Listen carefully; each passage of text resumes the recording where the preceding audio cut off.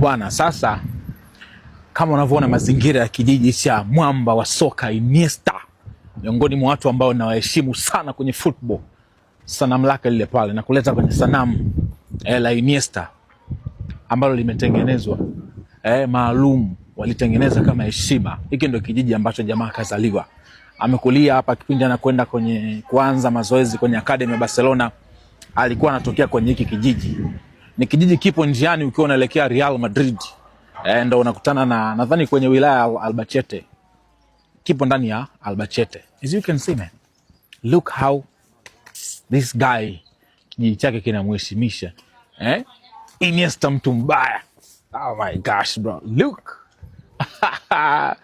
Look this, man. You see, bro? This is Iniesta. Iniesta, my brother. Hapa nipo kijijini kwake alipozaliwa. Hiki ni kijiji, sio mjini. Yani hapa ni kijijini. Sijui unanielewa? Namba 8 hii hapa, logo ya Barcelona hii hapa. Iniesta. Big boy, big guy.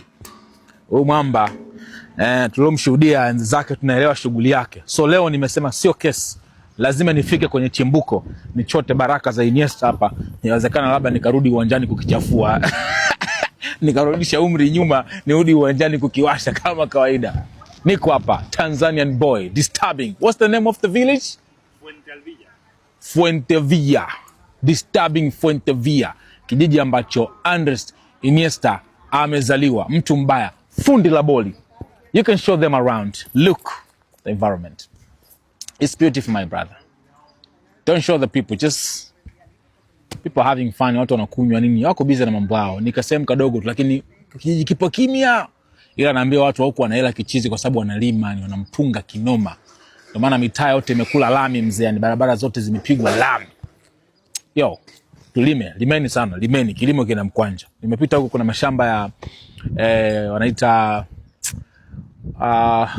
wanaita olive. Yes, wanalima olive, bro. It's crazy, man. Come on, man. Iniesta, I'm here, man. You better show up, man. I just want to say hi. Anyway, Iniesta hayupo hapa, lakini hiki ndio kijiji ambacho amezaliwa. Mambo yote yametokea hapa.